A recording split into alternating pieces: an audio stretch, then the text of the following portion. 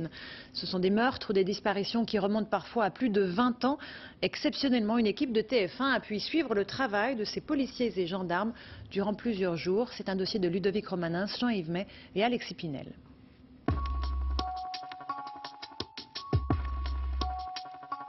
Ça ne remplacera jamais l'être disparu, mais au moins ça apporte une réponse à des questionnements qui peuvent durer des années.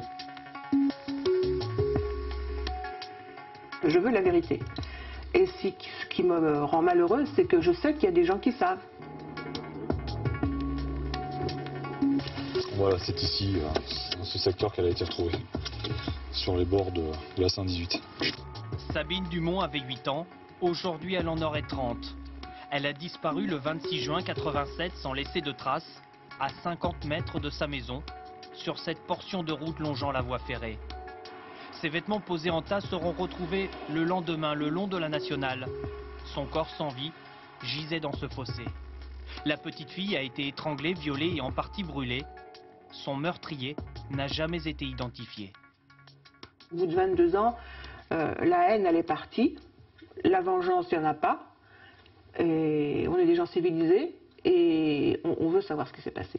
C'est ça le primordial. Est-ce que ça ronge de ne pas savoir? Oui, moi ça me ronge parce que j'y pense tous les jours. Ah oui. Connaître la vérité, le capitaine Cassagne fait partie de l'office spécialisé dans les affaires non résolues en France.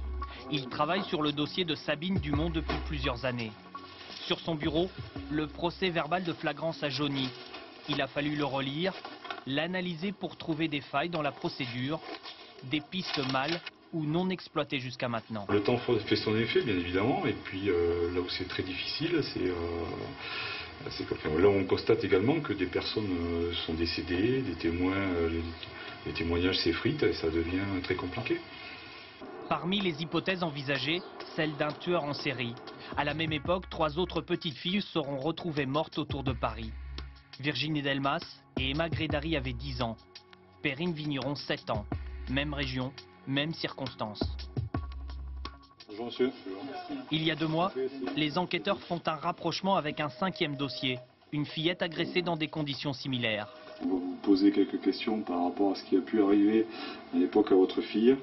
Son père est entendu pour la première fois. Tous les fils qu'on peut tirer dans une enquête vont être traités les uns après les autres. Donc, effectivement, c'est consommateur de temps.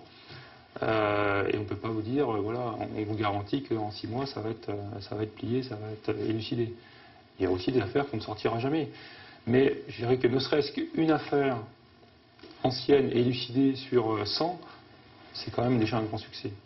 En 99, la chance sourit aux enquêteurs dans ce laboratoire nantais. Alors, je vais mettre mes gants.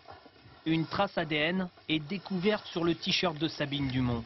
À ce jour, elle n'a pas été identifiée. Elle ne fait pas partie du million de traces répertoriées dans le fichier national génétique. Mais à tout moment, cet ADN mystérieux peut donner un nom, celui d'un témoin, voire même du meurtrier. Ce fichier est alimenté tous les jours avec des entrées nouvelles. Eh bien, il arrive très souvent, à peu près 700 à 800 fois maintenant par an en France, que une nouvelle entrée correspond avec une scène de crime, et cela parfois 1 an, 2 ans, 10 ans après les faits.